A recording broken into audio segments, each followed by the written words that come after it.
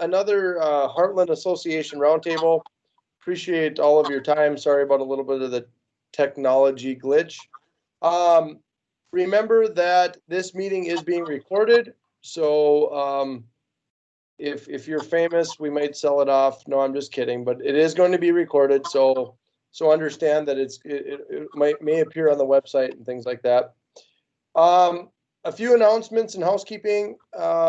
January 28th, we're going to have another happy hour, which is our way of just providing an opportunity for our members to get together and visit with no structure.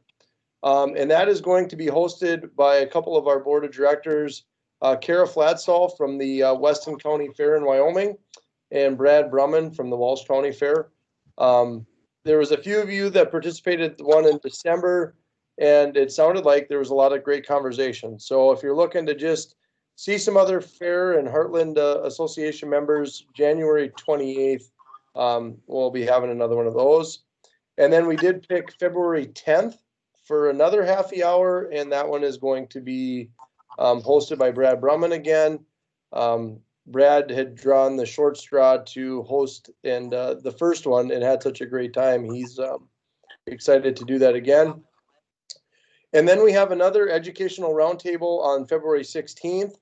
That is going to be utilizing changing technology to accommodate your fairgoers. We're still working out exactly who's going to be participating in that roundtable, but by the sounds of it, a few of the ideas we have and people that we've visited with, it should be a really good one, especially with how things are changing. So those are a few of our online educational sessions. January 28th, happy hour. February 10th is a happy hour. And then February 16th is an educational roundtable utilizing changing technology. We have announced our 2021 convention, which will be at the Best Western Ramkota, Aberdeen. Just to put that on your calendar, November 18th through the 20th. So we have made those announcements, I guess, and we're plugging right along. Hopefully, we've got a showcase tonight, and I'm waiting for Tara. I think she's still trying to get that going. So we'll give it a second because she's in control of that.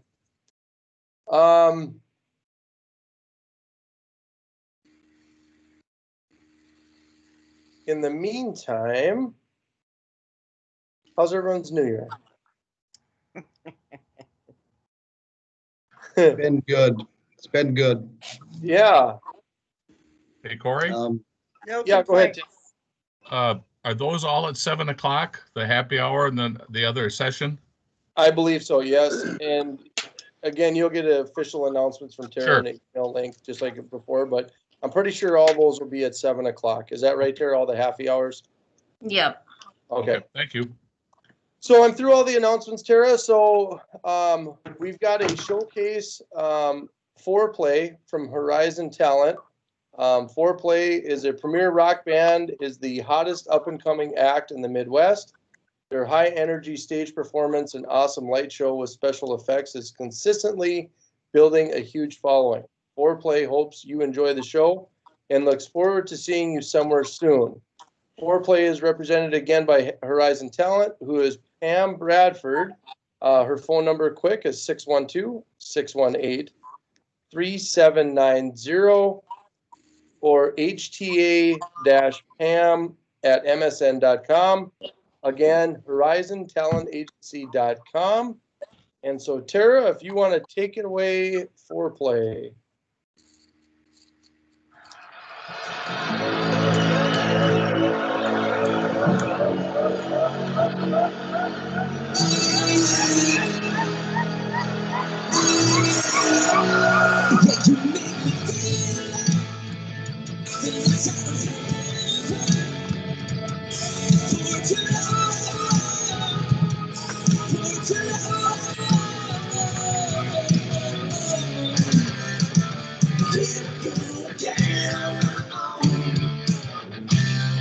How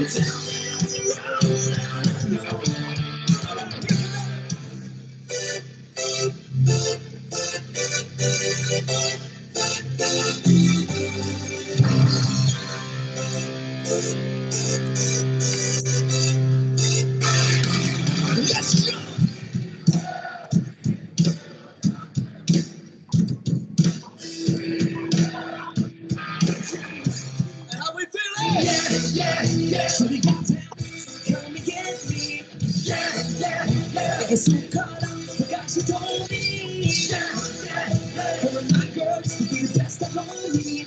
Yeah. Next thing I knew, she was on my phone screaming. How many people grew up in the country here today? Play me that music. Play me that music. Play me that music.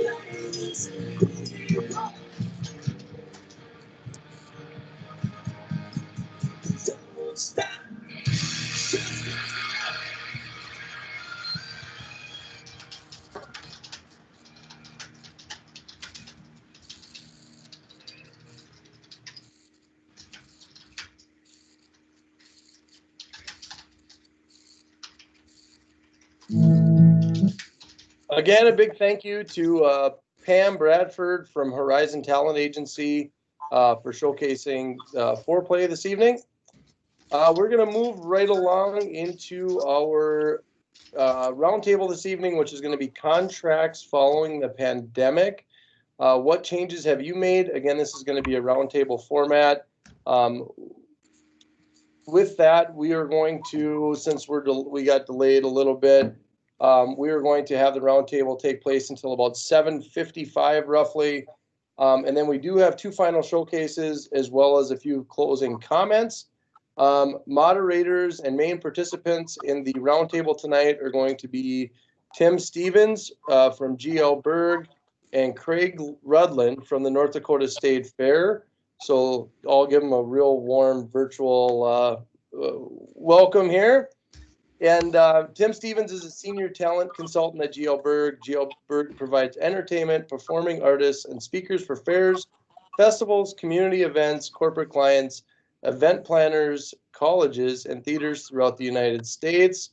Craig Rudland is with the North Dakota State Fair. He's the assistant general manager. Their attendance has soared to over 300,000 during their 9-day fair held in Minot, North Dakota. And their 2021 fair dates will be July 23rd through the 31st. So again, welcome everyone. Tim, Craig, we look forward to you taking control of the roundtable on what changes and what contracts are looking like following the pandemic. Again, this is a fairly informal roundtable, so let's all enjoy the evening. So one of you two speak over the other one to get us started. How does that sound? Hi, Craig. Hey, Tim. Well, I mean, I can start and kind of like I started out talking to Corey before a lot of people had joined the meeting. And we're gonna need a little bit of participation on this because otherwise it'll be a pretty short meeting, right? You know, we've probably all been affected and had our fairs canceled. Not sure if some of you got some of your fairs in, but we didn't. We canceled those, and some of the language we had in our contracts prior to the pandemic, it was good enough to make sure that, you know, we were able to cancel that contract without, you know, any legal or obligations. And what I really found as I was canceling the free stage acts and assisting Renee and canceling the grandstand acts, I mean, everybody was pretty, I mean, they understood. I mean, obviously it affected their livelihood also, but they also understood that it affected ours. And a lot of them were reassured. A lot of the free stages, anyway, were reassured that we would turn around and we would book them for the 2021 fair, and that seemed to make, you know, everybody at least happy for the moment. We really haven't changed a lot of our wordage in our contracts. We have added, you know, some of the cancellation portions of our contracts. We have added the word pandemic, and just a few of the other things that we've added, and this maybe goes over to the food side of things, and some of just the building rentals we have here at the State Fair Center, where people are now required to contact the local Department of Health, and the Department of Health is able to assist them and review what kind of show they're having, you know, whether it's a home and garden show or it's a food type event. And the local health department will come in, they will give them guidance on where we're at with the North Dakota Smart Restart guidelines, and even assist them in helping them lay out the building so that they can have, you know, safe distances and whatnot. So they've been kind of all right to work with. You know, we were a little nervous anytime you started getting other people involved, but they have been helpful, and don't believe that they've overstepped their bounds and their guidelines. So that's kind of where we're at right now. Tim, take it away. Thanks, Craig. Again, good evening, everyone. As far as just overall thoughts on contracts, we went with GL Berg Entertainment, as did a lot of other agencies and entertainers. You know, we had a lot of contract cancellations, postponements, rescheduled, however you want to term it. There were a couple fairs that are on the call tonight that did go forward, and we were lucky enough to have an act or two that did get out and work. And I don't know the exact percentage what we ended up having with our roster, but it was a large percentage was canceled, and we were fortunate, as Craig mentioned, with a lot of our clients that did, whatever term you want to say, rescheduled or rolled over the contracts to 2021. So hopefully, if everything can move forward this year, we'll have a lot of our performers out on the fair trail working. There were some fairs that were not able to commit to 2021 when they did cancel. Say if it was, you know, our cancellations for the summer started as early as basically the last week of March. As soon as things started shutting down, some fairs realized right away, boom, they're, you know, weren't going to be able to. So I think we started hearing about fairs canceled, then our clients anyway, hearing about it, or what if. And so for those March, April, May, June, there were some that were even into July that canceled maybe a September event. But some fairs that were not able to commit to rolling over a contract. So we actually officially canceled them. And in our with our contracts, you know, again, there was no penalty.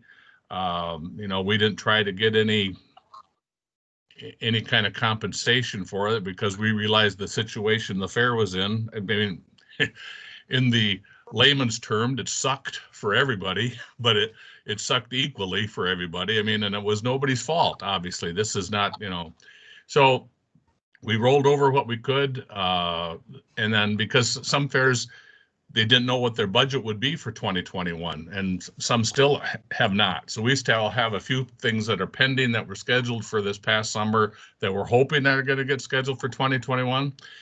Again, talking about contracts, we didn't make any huge changes with our contracts because we thought we covered, you know, cancellation processes pretty well before, and actually moving forward, we think we still have it covered pretty well. We may have done something a little bit different. We actually removed the word epidemic from our contract. It was in there before. We decided to take it out to basically to try to get the fear factor out of there, and also not to make it too prevalent. I mean, the rest of our contract reads that yes, we're going to work with you, and yes, if something happens like a pandemic, the force majeure will take effect.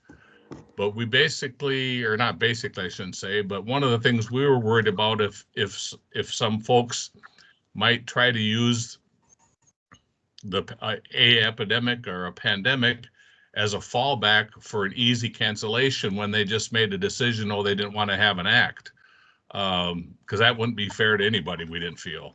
So it's still obvious, again, obviously, if it does happen where in the unfortunate circumstance that we still have to face some of cancellations because of COVID, if the CDC guidelines or the local health department or your governor does not allow you to have a fair, our force majeure takes place, and there's no, again, we cancel the contract.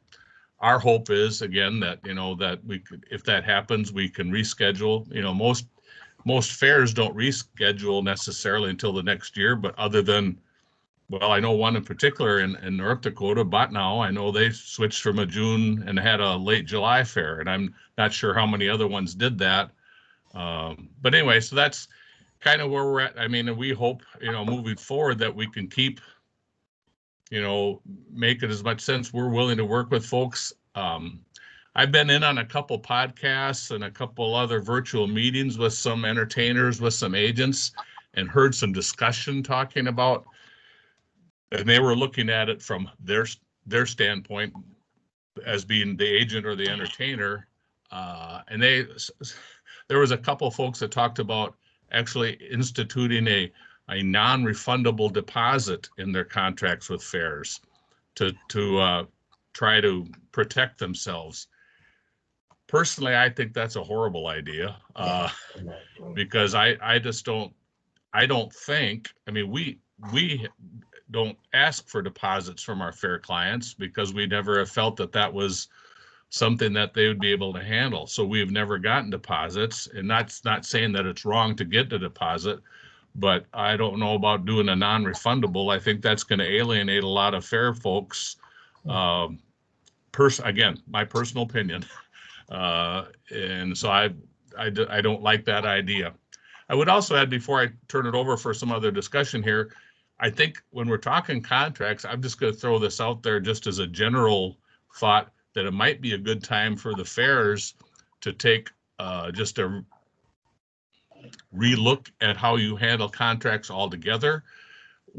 I mean, we run into it quite often, and we are very specific in the information we put on a contract, but I have had our performers go to a fair and run into, they're working with a different act from a different agency, or they're an independent act, and the fair tells them that they had a not a very good experience because the things were not detailed in the contract as far as who's providing sound, who's providing lights, who's, you know, when it's a contract price, is that all inclusive, or are you providing hotel? Are you providing, you know, any food? Are you paying for mileage? I mean, things that seem simple to me, but I've found out that other fairs don't always address those in the contract, and they find out later they're paying for things that they didn't think they were going to have to pay for.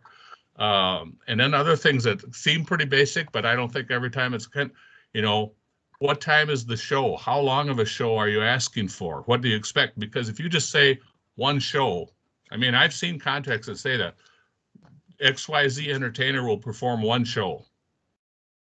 One show can mean a whole lot of different things as far as length. I mean, 30 minutes, 60 minutes, 4 hours. What is a show? But again, the expectation factor is going to be different, and you should really want to have that set before, well, even before you even sign the contract, but before, you know, when it's all laid out there. So I think because contracts have become a big part of the discussion, it might be a good time for fairs as a general rule just to have that as part of the thought process, not only thinking about pandemics or epidemics or those type of cancellations, but just all the ABCs of just contracting. I'll shut up for a while. Corey? Well, Tim, I think, Or Craig, yeah. Tim, I think you're absolutely correct, and I would just kind of take that a step further. You know, like when we're doing contracts, for example, 3 stages, you know, we'll take the time and detailing everything out. It can't be overstated. I mean, it doesn't have to be any big legal document. It's just really simple stuff, you know. Like Tim said, what are the performance times? You know, how many cars can you bring on? And Yeah. I'll use the North Dakota State Fair as you know, our parking is very limited. So, I mean, how many cars can you have? You know, what is the ticketing policy? I mean, how does that performer get on grounds? You know, and every year I'll send out advances to the different acts, and they might not know the address to the state fairgrounds. You know, you need to make sure that they have, you know, that address. They need to know a telephone number, like a cell phone number. I mean, who do I contact as a performer when I get close to the fairgrounds, so that I can give that person a call. You know, he can get me my ticketing stuff and get me on the grounds. You know, where's my hotel?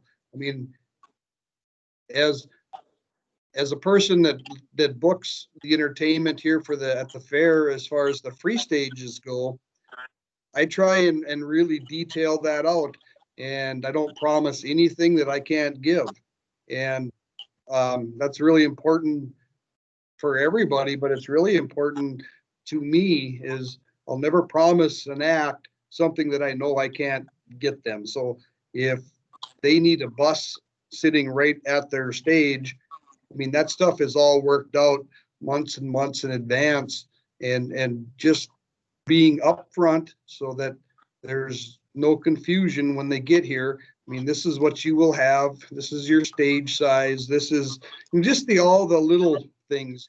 It really makes for happier acts when they get onto your fairgrounds, and they know what to expect, and I know what to expect.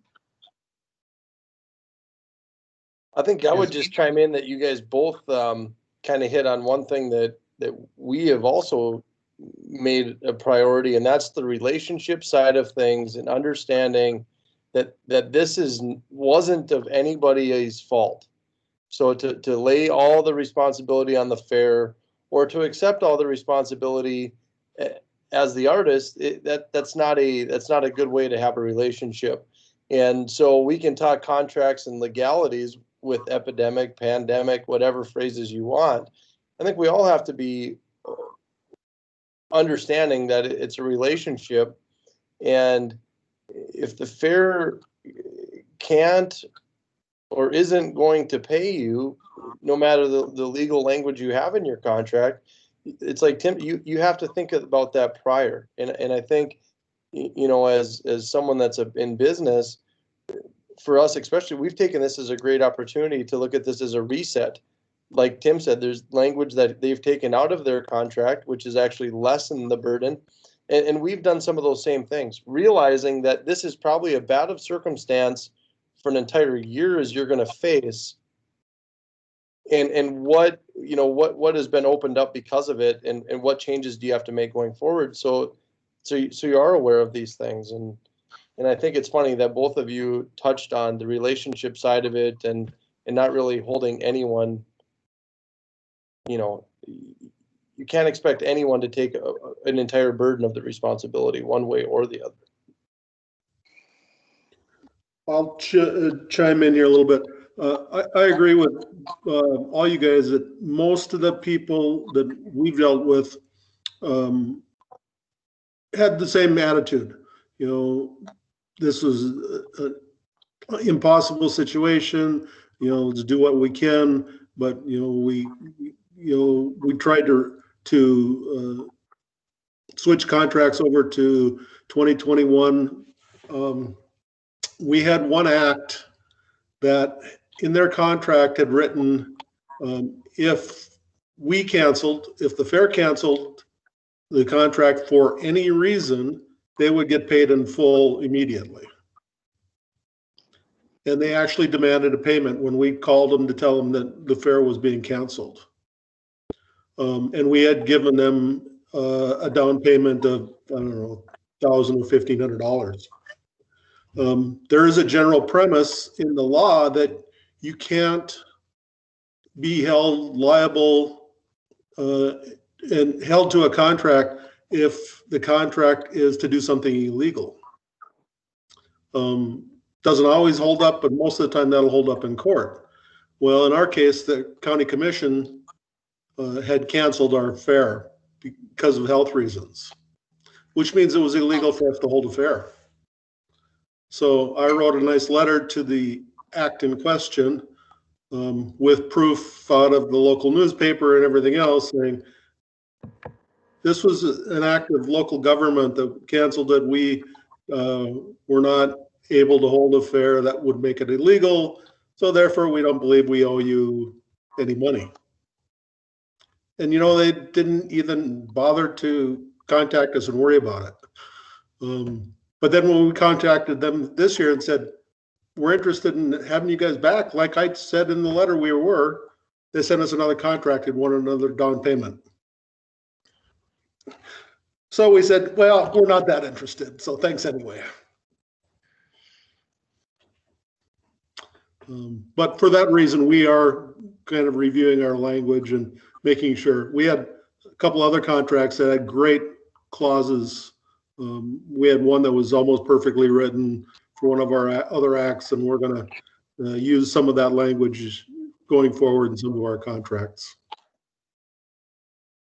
Well, Mark, I would just touch on that just a little bit because, you know, we kind of do a two-tiered contract, if you want to call it that. You know, the fair, we have our contract, and, you know, an act might send us their contract, and I'll just go through those contracts and I'll line out anything that doesn't make sense for the North Dakota State Fair.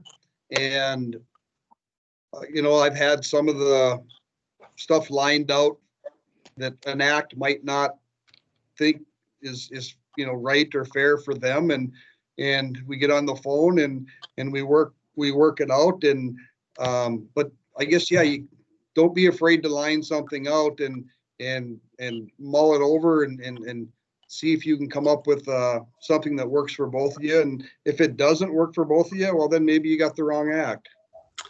And Craig, I've done the same thing. I just missed that one word in this one. Okay.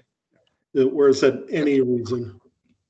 Yeah, I mean, and I've been doing this for a lot of years, and just to be honest with you, I mean, our acts that we work for, whether it's Tim or Joel, I mean, everybody is always really friendly, and we work out problems all the time. And problems is probably a pretty kind of a hard or a strong word, but I mean, you know, there's always little bits of pieces of things that have to be, you know, straightened out, and we always get there, and it's a great position to be in. Yeah, in another case several years ago, we had an act where English was not their first language, and they sent us a contract that was almost impossible to read. And I totally rewrote that one, tried to take what their meaning was, sent it back to them, and it passed right away. So that one worked out. This one didn't. Does anyone else have any questions or comments? Good discussion so far, for sure. Looks like Peggy's got her hands up. I've got a couple of things I could say, I guess, just from a performer, because that's mostly what I do. This is Tim Dietz, by the way. But I know with I've worked with two different groups, Dustin Evans, and then also with Just Duet Dueling Pianos. And I know with Dustin's contract, it's a really simple one-page type of thing. And we unfortunately have run into a couple of different hitches here and there, but always got them worked out. But, you know, it just, but so with the pianos, I've gone into great detail with that kind of stuff as far as like making sure I know exactly what time we're supposed to play, start, finish, where the hotel's at, like you were saying earlier, that kind of thing. And I found it's a lot smoother that way. Maybe it wouldn't be a bad idea, and this is just a suggestion. You know, like say if fairs had, you know, kind of their own. If you want to work at this fair, this is what we need to address, type of thing that you go through with your possible acts or something like that. Especially, you know, a smaller acts, you know, that might not have the attorneys going over their contracts and stuff all the time. Might not be a bad, you know, like a checklist or something like, here's the things that we want to make sure that we address, so that way there's no hard feelings either way. It might not be a bad way to, you know, keep relationships, you know, up front and on the up and up with everybody. Just a suggestion. That's all I got. Thanks, Tim. Any other fair members have some feedback on, you know, things that they've seen during with their contracts, whether good, bad, or indifferent, or I know we've got some other associates on too. I guess I have a question. Oh, sorry. Nope, go ahead. Okay, so I'm a fair, and I'm not really sure, like, what is happening? Are people rolling over, like, doing addendums or amendments, or are you reissuing new contracts for the year? Like, do you know what I mean? Yep. Yeah. Tim, From you the want to? North Dakota, Oh, go ahead. Go ahead, Craig. from the North Dakota State Fair perspective, we did not do addendums. We just wrote a new contract and kind of started from scratch, and we stayed away from any sort of addendum. We've, with our agency, with the fair clients, I basically, anybody that canceled / postponed to 2020, I asked what they preferred. If they wanted to have a whole new contract, we would do a whole new contract. If they said, just send a one-page addendum, if everything's the same other than the dates, you know, it's get the right dates for 2021. So it was just, I mean, our original contract was only 2 pages. So Right, ours is one. Yeah. So, I mean, there's quite a bit of stuff involved in there, but I mean, it's not like it's 40 pages long, but again, trying to make it as easy as possible for our client, the fair, who is paying the bill. I ask, what do they want? If they say, just send an addendum, 1 page, you know, make it simple, that's fine. If they say they want a new contract, we do send a new contract. So we've done both. I bet it's been, I'd say 50-50 with our clients that did reschedule to 20, that rolled over a contract, actually 50-50 with addendums and new contracts. So it did, from our standpoint, it really didn't matter because the addendum gets attached to the original contract and it just says that only changes are the dates. So, but one less sheet of paper if you do a new contract and throw everything away, right, Craig? Absolutely. Thank you. I hope that helped, I guess. And from a fair perspective, we're still working through ours, but we're kind of like Tim. We're going to end up with some just addendums and some new contracts. And we're working with all the individual artists or their representation because there again, some of them prefer one way or the other. And it really doesn't make any difference to us, because like Tim said, it's a fully functioning contract if you put an addendum on it with a change of date. The one point I was going to make to this is just to make sure that your contracts or addendums are all signed, because I will tell you, we have touched so many of these contracts multiple times that this would be the 1 year. It would be very easy for us to have an issue with a contract that didn't get filed correctly or get moved.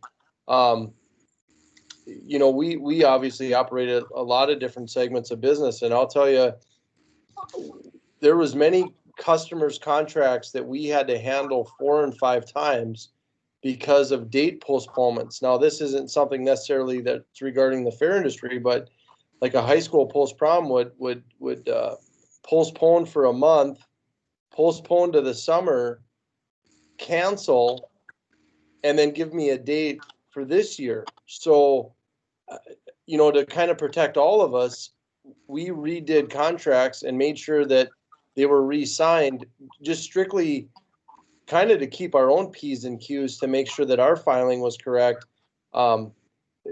Because I'll tell you, it has been an absolute paperwork nightmare, like for us, with so many postponements, cancellations, and reenactments. It has been pretty tricky. Again, not so much in the fair world, but it seemed like most of the fairs were able to make a decision and move forward. But a lot of the private events and stuff, we touch them a lot, and we're still touching them. So just make sure that if you are a fair, that you do have a contract that lists the right dates and those things. You might even be protecting the artist to making sure that information is all in both hands. Corey, this is Peggy from the South Dakota State Fair. Can you hear me okay? Absolutely. Thanks, Peggy. Okay. So I got a couple comments, and I'm going to apologize because my computer, I've been traveling most of today, and I do not have a charger cord with me. So I'm hoping I'm going to be able to stay with you for a few minutes. So just a few comments. So we have strengthened some of our language with force majeure and also the pandemic language, and we have done, I think, just a couple addendums, but mostly new contracts. But just a couple comments. We recently had a major fire on the fairgrounds that destroyed one of our most significant buildings. So I know that we're primarily talking about fair here, but there was some pretty hard lessons learned through that fire. And I can tell you, when you have the fire marshal on your property and state officials, and then they call in forensics teams, and the building was rented, and we had concessions in there. And so we had some different contracts involved. And these are folks that we've had relationships with for a long time. But I think to Corey's point of, you know, all the paperwork, boy, things can get lost. And I think, especially when we're dealing with people that we have long relationships with, we just kind of get complacent maybe. So after going through this experience, I can't tell you how many times I've held my breath every time a contract has to be pulled out and looked at, whether it was the person that rented the building or the vendors that we had inside, the people using our stalling next door. there's a lot of eyeballs on those contracts, and I think I learned a lesson of how important those contracts are. The other message I would say to you, especially when you're dealing with a lot of the, like for vendors, you know, you're using the same contracts over and over, so like a template. Well, we've had some change in our staff, and you know, great people, and I'm just as guilty. You know, we tend to grab the same template and then change verbiage or change names, and through that process, you know, sometimes those contracts you might end up over time, you might end up with 20 different templates, and then even though we updated our original template a year ago, we're finding that we just, you know, sometimes you pull up last year's contract without really making all the changes you should have changed, right? I hope that makes sense. Anyway, we've just experienced some things here in the last year that has really opened our eyes as to how important those contracts are, and making sure you're using the newest templates. If you use a template, don't revert back to last year's, because it's easy to fill those names, and off-season or non-fair time contracts are critically as important as fair contracts. So that's all I got. Many of you, if not all, know Renee, and she was unable to be here tonight, and she would be screaming at you going, that's exactly what I preach every day. And getting that copy of that contract put in a permanent file versus maybe saved on your computer that could be lost or in your desk drawer. I could just see her sitting here right now going, that's exactly what I say, you know. So you are absolutely correct. And Robert, to your credit, I have a whole new appreciation for insurance. Well, thank you, Peggy. It's good to hear. You know, I did want to say too, you know, I still get calls weekly about cancellation insurance for COVID. Just if you're not aware now, you should be. It's just not available anymore. You know, at this point, it's kind of like trying to buy flood insurance after the river has flooded your place. So that won't be available probably for a couple of years. But other than that, all the other attributes of the cancellation policy are still in place. And Peggy, I can't imagine what you're going through, you know, with the loss of that building and going through all the contracts and, you know, who had the liability insurance in place for this vendor, that vendor, et cetera, et cetera. It's got to be quite the process. So that's off to you. Peggy, did you guys have any storage, RV storage in that building? We had some farm equipment in that building. You know, unfortunately, that's one of the things with these contracts. You know, the people that we've rented it to, whether it's cold storage, the vendors, the people that we've rented to are users. We don't insure their property, right? And that's clearly laid out in those contracts, and it's heart-wrenching, especially when these are folks that we've had relationships for a long time, to go back and say, oh, gee, that tractor that you've let us use for 3 years, that's been sitting over there, you know, it's not insured under us. And the person that we rented we had a barrel race planned for the next day, and they had, you know, thousands of dollars worth of saddles and prizes, and none of that is insured under us. And I mean, I could go on and on and on. So hard lesson learned, and I don't ever want to experience it again.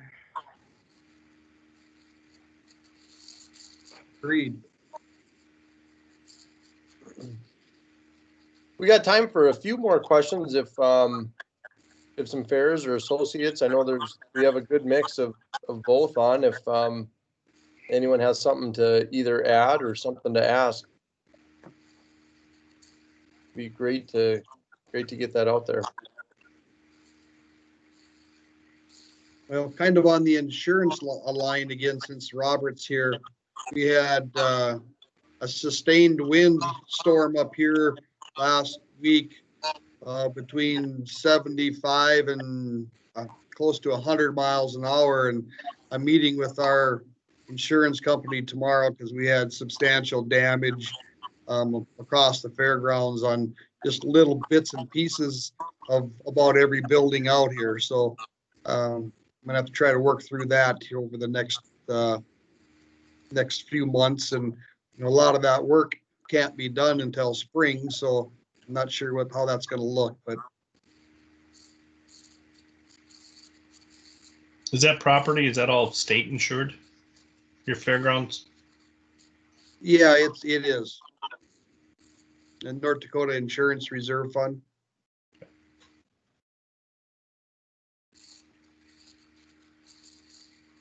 You probably have pieces of our beef complex since they've been demoing it for about a month. You probably have pieces of it up there up north. Yeah, Here. it was really something that, I have never really seen a sustained wind for that long. It was really quite interesting, when you see these hurricanes and stuff. Obviously we don't experience that up here, so got just a little taste of what that might be like, and I don't like it. Mm-hmm.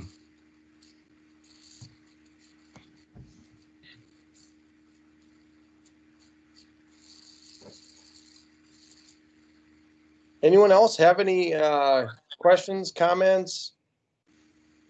I think it's been some phenomenal information. We've had a good mix of questions, comments. How I always say this, I don't know if I would run our business not in the Midwest. I always appreciate working with Midwestern people.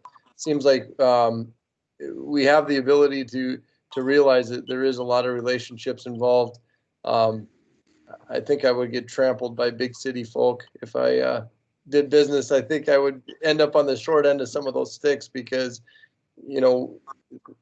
again, you're in business to have relationships and you trust the other person has good intentions at the backbone. So again, I think we've all kind of came from that same stance that we try to help each other out and not put all the burden on one party or the other. Anyone else? Otherwise, we can wrap up. Like I said, we do have a couple other showcases that we want to get to. So I'll just if anyone else has got any other comments or questions, I'd love to get them through. Again, this is your time as members, and I hate to. I don't want to let Tim and Craig off the hook too easy yet. I mean, come on, someone give them something tough. Come on. Right? Come on. Well, I do want to give it. Go ahead, Craig. Oh, I would just kind of close out my portion by just saying, when it comes to the contracts and things, and just, be that that guy that you were just talking about from the Midwest, and you can write everything you want in a contract, and there are times when an actor or somebody gets here and I mean, just because it wasn't in the contract, things change all the time, right? And we just need to be those people that come up with the solution and don't dwell on the problem and work through it, and everybody will be better for it when they go home. Sound advice. Tim, you got any parting shots? I would say well said, Craig. I mean, there's still something to be said for honesty and being straightforward. And again, like you mentioned, if there's a problem, let's try to work it out as opposed to, just saying, I need this, or, I want this, or I have to have this, or, there can be some middle ground if necessary, I think. Yep. And I think we can find it.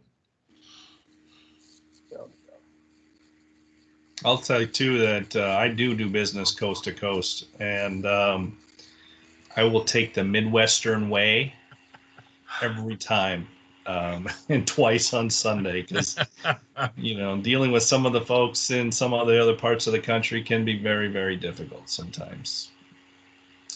So To back you here's up, to Robert. us. Back you up, Robert. My problem back from last year is an East Coaster. So There you go. Well, again, special thanks, again, Tim Stevens from GL Berg and Craig from the North Dakota State Fair. Really appreciate you guys stepping up to kind of head up the roundtable tonight and discussing contracts. And I want to thank all the members that came and participated as well, because, again, this is, your organization. And so participating, you'll get the most out of it. And I think we're definitely seeing that. But with that, we're going to have a couple showcases. Our next one is going to be Stingray Anthony from Creative Community Promotions. Fans of Richie Valens, Elvis, Buddy Holly, and Jerry Lee Lewis won't be disappointed as this exceptional, well-known performer puts on a one-of-a-kind show filled with some of the biggest hits from the 50s and 60s. This fun-filled performance will delight audiences of all ages with a rock and roll blast from the past that just can't be beat. Don't miss your chance to take a step back into the 50s and 60s with the multi-talented Stingray Anthony and get ready to rock and roll.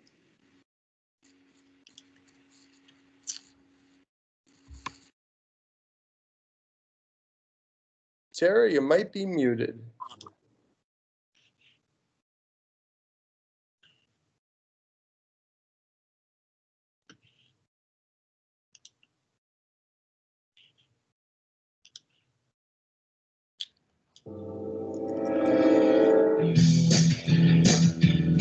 It's incredible. It's spectacular. The ultimate in entertainment satisfaction. This exhilarating production is leaving audiences nationwide completely spellbound. Join us as we pay tribute to some of rock and roll's greatest legendary icons. Truly a showstopper. This magnificent show exudes the true raw essence that made rock and roll a household name. So fluff up those poodle skirts and put on those bobby socks as we bring back to life one of the greatest eras of our time.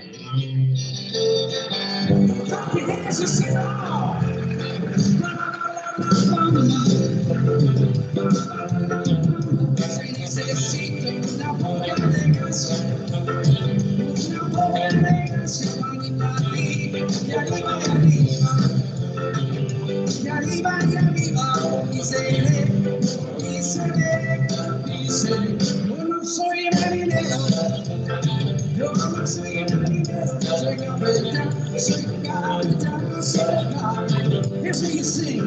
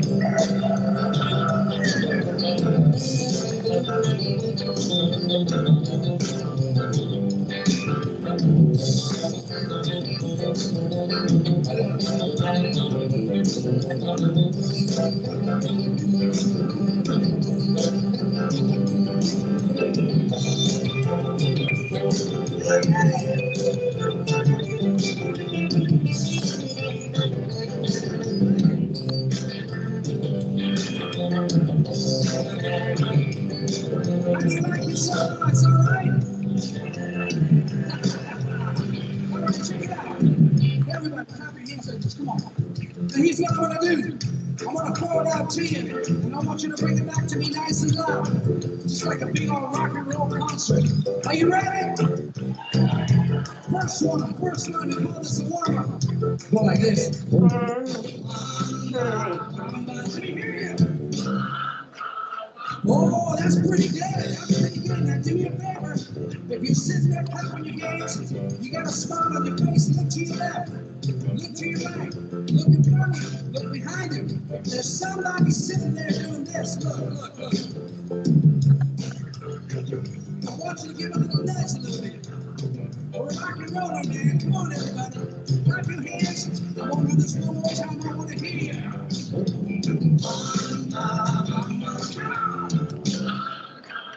Yeah. Say hello to our drummer, Ashley Stack, back there. Ashley. Can you hear these fine folks out here? A little bit? Did you hear the guy way in the back there? No? Sir, she didn't hear you. Just because of you, we gotta do this all over again. Let's do this one more time, folks. This time when you sing, I want you to sing like you never sung before. Here we go. Let me hear you.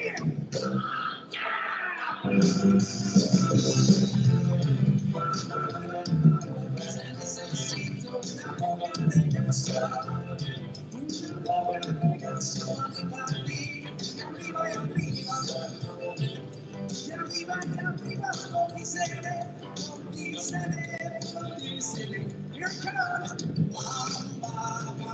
Your turn. Yeah, time. Okay, help me out. Here you go.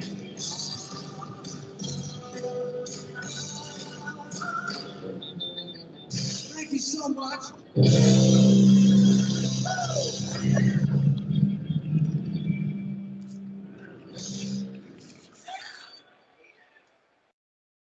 All right, Stingray Anthony comes to us from Creative Community Promotions.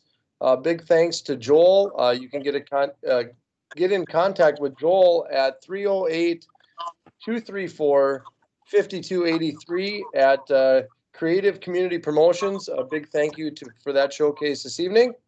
Next up is going to be Marty Davis with Bear Creek.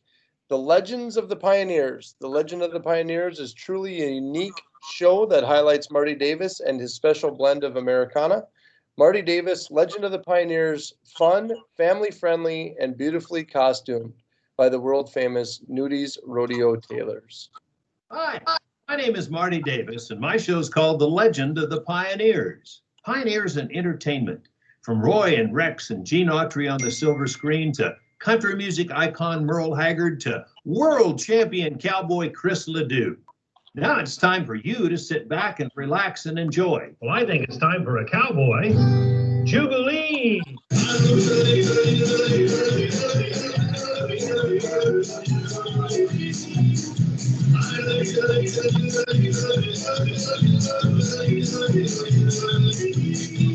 you gonna do with a cowboy?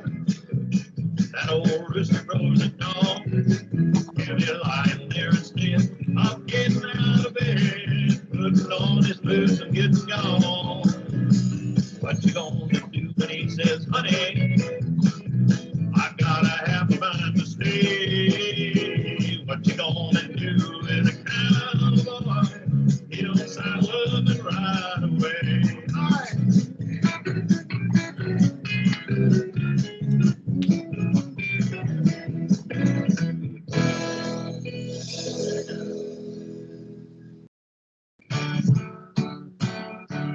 Thank you very much. Well, you know, I don't have to tell Oregon people what cowboys are about. They're hardworking people, they're lonely, and they're loud. When a new day is born, I'll go riding through the wide open plains. I'll roam till the sun to the hills goes hiding, and there'll always be someone glad when I come home. Yippee-yay, yippee-oh, and today home we go. 'Cause a cowboy has to sing for me, cowboy has to yell me. break inside of him at the gates of the home corral. Does a cowboy has to sing the lady? A cowboy has to yell, for his heart will break inside of him at the gates of the home corral. Yippee-oh, end of day, and home we go.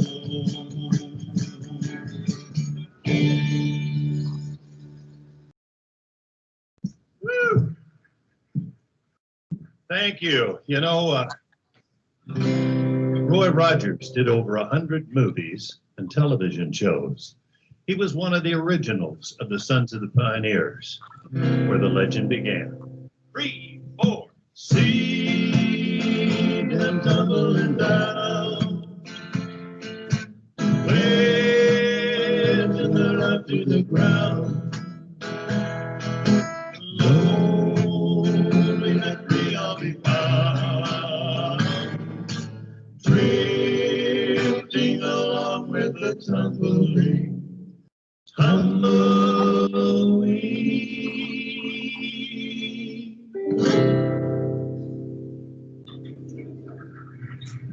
Thank you.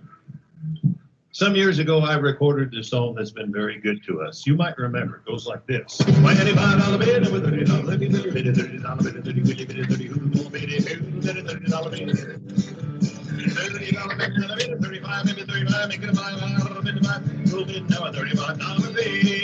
I do a lot of Marty Robbins songs, from his pop and country hits to his gunfighter ballads and trail songs.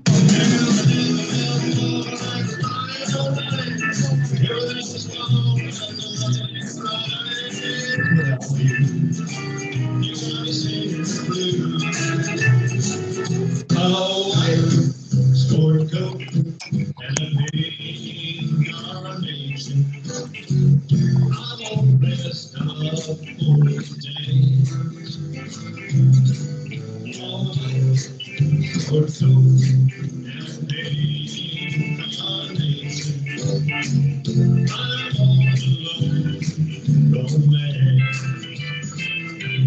Big eyes, big eyes.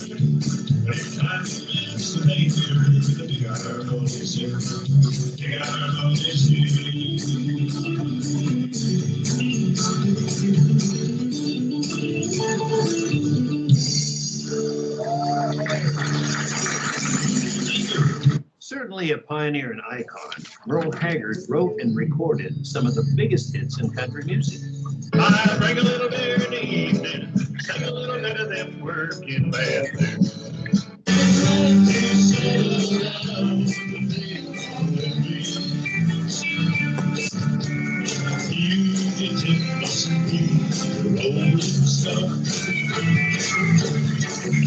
Some years ago, I was fortunate enough to be inducted into the Western Swing Music Hall of Fame.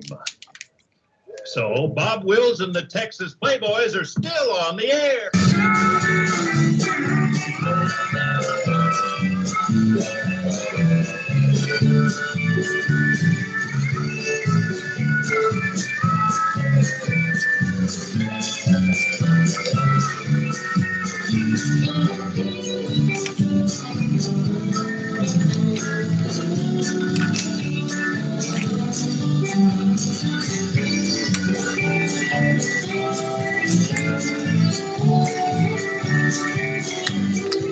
Every show closes with a medley of great old gospel songs.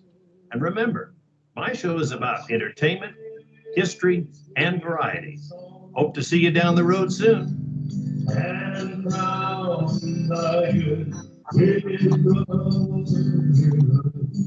from sea to shining sea, America, America, God gave His grace on thee. All right. To book the Marty Davis show, you can contact Marty or Kate Davis. Temperatures are low, the savings are hot at unclaimed freight furniture.com. Hurry to Sorry. You can contact Marty Davis or unclaimedfurniture.com. Oh, no, I'm sorry. Marty or Kate Davis at 541-840-0576. And if we can't have a little humor, what can we have, right? Thanks everyone for showing up tonight. Remember, we do have some more of those halfy hours coming up, January 28th, February 10th, and then our next formal educational roundtable will be on February 16th. Thanks again. If you have anything to help make the Heartland Association better, feel free to reach out to myself or Tara. We're always willing to do what we can. But all of you, thanks again and enjoy your evening and enjoy the 2021. And if you want to see Stingray, you can come to the North Dakota State Fair this year because they'll be here. Awesome. Awesome. Yay. Night, everybody. Night. Everybody. Night. Take care. Come to Grand Prix. Bye all.